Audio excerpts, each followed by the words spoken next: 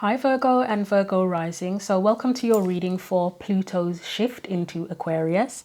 I do have an oracle deck and a tarot deck here that I'm going to use shortly, but I wanted to give you first like an overview of the type of energies that we're dealing with. So as I said, these messages are for Virgo and Virgo rising. So if Virgo's your sun sign and if it's your rising sign as well. There is a link in the description box if you need to generate your own birth chart. But we are going to get into it. So first of all, speaking of Pluto, so Pluto was in Capricorn for 16 years, roughly, and it's now going to be in Aquarius. It's officially in Aquarius now for the next 20 years, give or take, a few weeks, days, whatever. So with Pluto, as you probably already know, it's a planet and energy that's connected to transformation, change, power. Pluto strips everything back. It goes beneath the surface. It breaks everything down basically, or breaks down what needs to be broken down so that we can identify where change is needed and where we need to let go as well. It gives us the opportunity to purge, regenerate, and to hopefully take our power back by the end of that process. So when Pluto was in Capricorn, connecting with the Capricorn energies, it would have shown us where there was a misuse or abuse of power that would have been in your personal life, or could have been in your personal life and in the world as well. So yeah, I don't think I need to give examples for that for the world. Obviously we'll see that, but it would make sense to you as well. You'll know where that's happened in your personal life as well. So that could be abusive relationships with parents, with children, with whoever. Could be at work as well, to be honest, abuse or misuse of power at work or in any other situation. And it would have shown us the shadow side of finance systems, government, with authority figures and authority in general, with patriarchal structures, because Capricorn is directly connected to father energy, isn't it? So you could have experienced or identified where things need to change or where there's a misuse of power with in your relationship with your father or with father figures. But we, as I say, we have seen it in the world as well.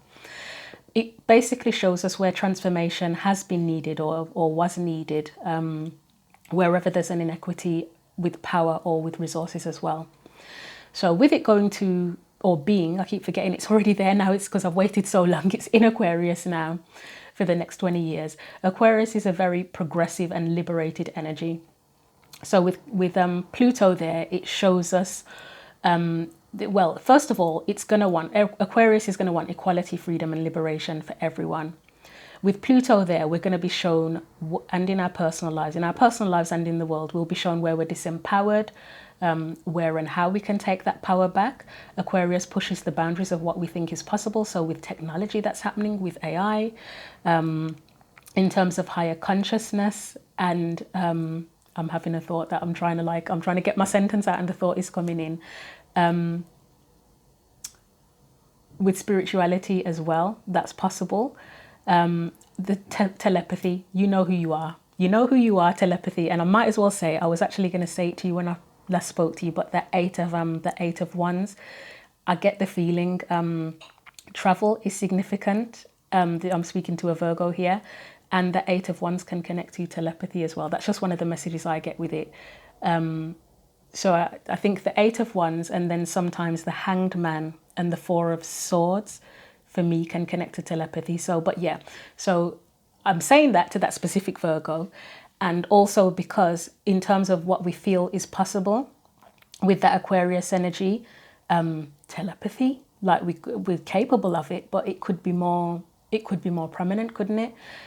Also, it speaks of in terms of what's possible, because Aquarius is a humanitarianistic, if that is even the right word, because is it even a word? I know humanitarianism is a word, but things could improve in ways that we can't imagine. I'm not saying that's going to happen right now, because obviously there's a lot of war in the world and a lot of horrible things going on, but over that 20-year period, or by the end of that 20-year period, things could improve in ways that we could never have imagined, because with Aquarius, anything is possible.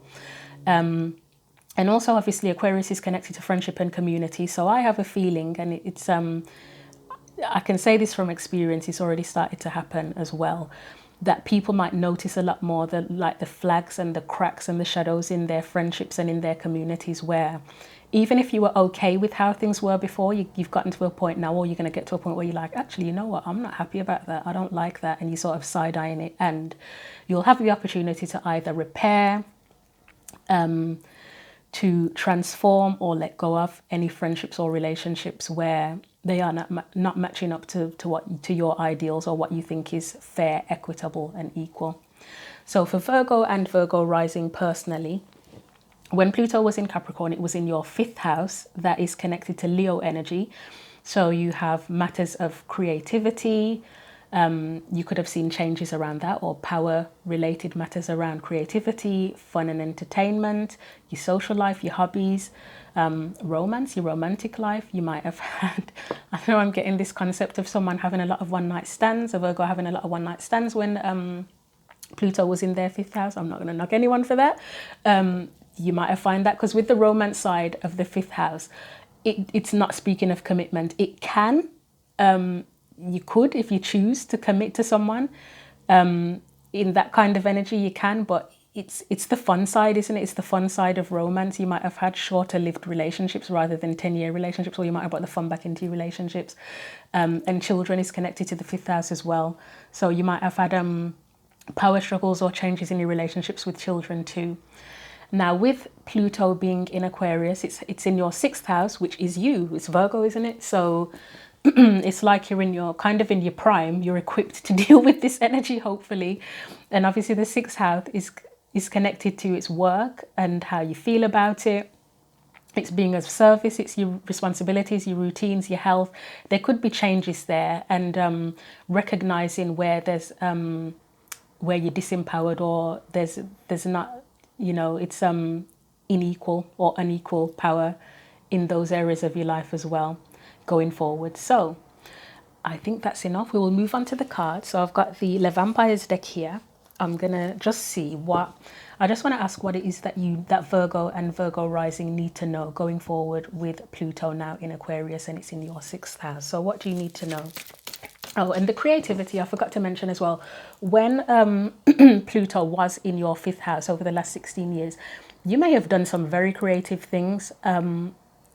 And yes, it could be creativity in terms of creating art, music, writing. I can think of one person that's relevant for the writing side. But creating in terms of creating new ideas, just new ideas in general, new things that you want to do. So yeah, but let's get into the cards for you. So for Virgo and Virgo rising, what do you need to know? Oh wow, am I going to take all of these?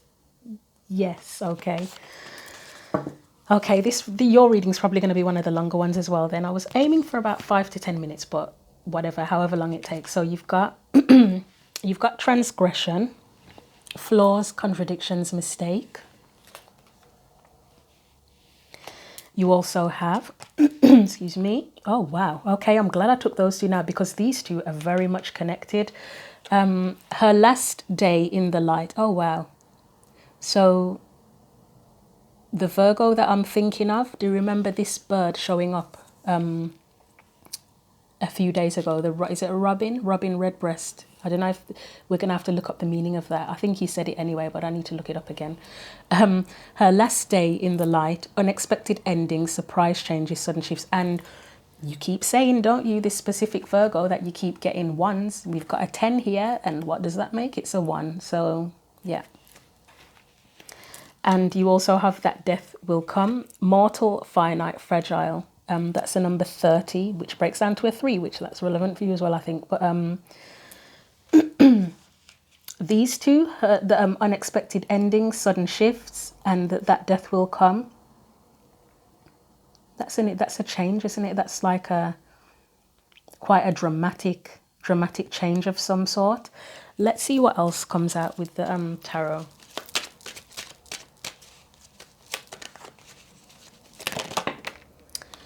That is a lot more than I was intending to take. I will take them, because since those 3 came out and those were relevant, I have to trust that these are relevant as well, even though it's a lot more than I was expecting. I was only expecting 1 tarot card and 1 oracle card per person. So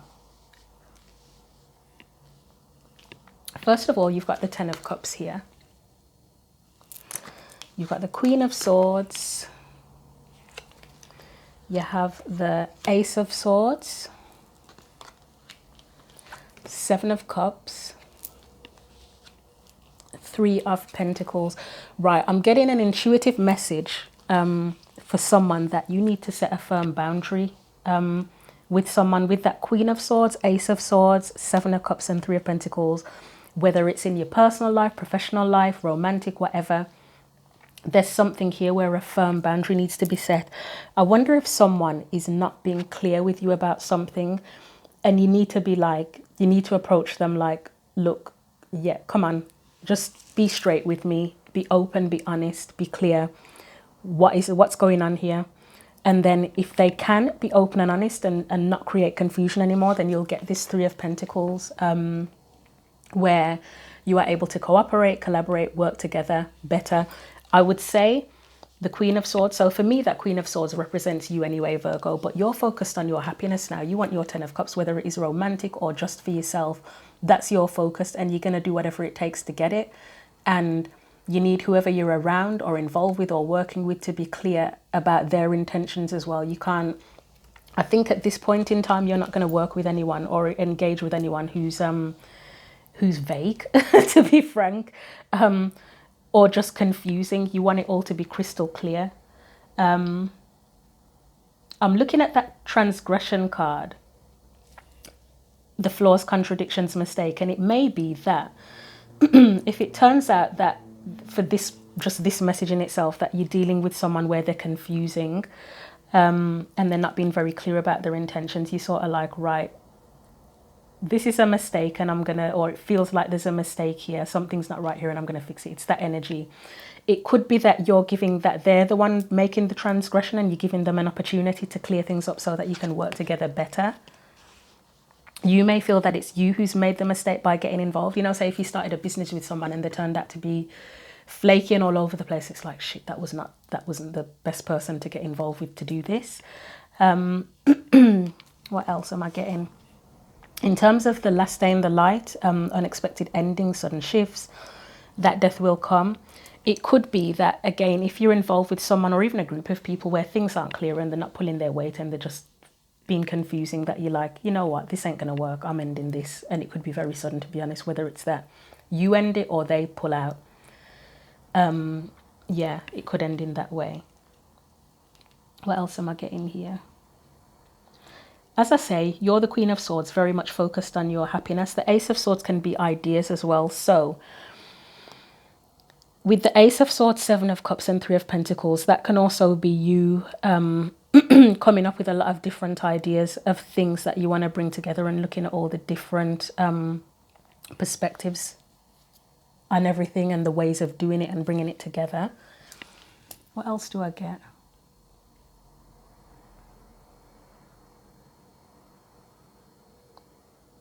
Again, where something was a mistake, but not necessarily in a relationship with someone.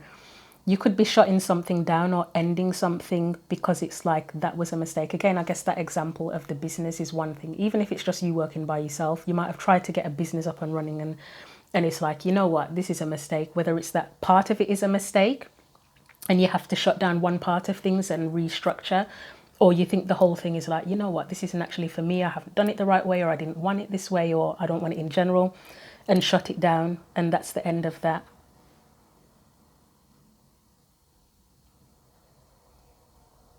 You may be reflecting on past mistakes or recognize where you made past mistakes and then know how in the present to deal with things. It might be that your boundaries are more powerful or stronger, actually. Where you sort of like, you haven't got time to waste. Like going into 6th house energy, it's more of a no nonsense. Not to say 5th house is a nonsense energy, but 5th house is, because it's focused on fun, it almost feels like there is more room for error in the 5th house, whereas the 6th house is like, let's get down to business kind of energy. So whatever you've done in the previous 16 years where they feel there were mistakes, it's kind of like, now, yeah, I'm done with that. I'm not making those mistakes again. I'm moving forward with more knowledge, more experience, firmer boundaries, etc. And you wouldn't put up with as much shit as you did in the previous cycle, put it that way. Like I can say the example of me leaving a job recently after 2.5 weeks. In the past, I would have stayed in that job for several months, even though I knew immediately this is not for me. I would have stayed, I would have suffered. And this time, the gut feeling and everything was pushing me and saying, no, no, no, no, no. I was out of there in 2.5 weeks, which was even a surprise to me. That was a sudden shift. So whatever situation you're in, you might be like, because you're based on past mistakes and past experience, you're like, no, I'm not sticking around for this. I'm done with this. I'm not repeating this cycle. So I'm done in it as soon as I can possibly end it. Is there anything else that I'm getting from these messages? Just that whole concept of what I just said about room for error, to be honest, comes to mind quite strongly now. That maybe when Pluto was in your 5th house, it's just knowing that there were certain mistakes that you made, and there's nothing wrong with that, because how else are we going to learn apart from through mistakes? But it's just like going forward, it's like, I am not repeating those mistakes ever again. I want things to be clear. I'm clear on who I am and what I want and what I want to do. And yeah, I've got no time for any bullshit or anything that's not clear. And you kind of know where you're heading. So it's an end to that, basically. I think that's it. That's as much as I'm getting here.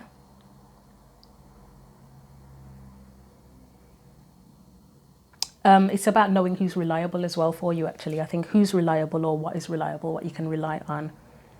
And Virgo is a reliable energy. 6th house energy is reliable. So I think that's it. I think I've said enough. Your reading is the longest one of all. It's not that long as my like hour-long readings, but I will leave it there for you, Virgo. Virgo and Virgo rising. So yeah, I think that's it for now. So again, go to the description box if you want to generate your own birth chart.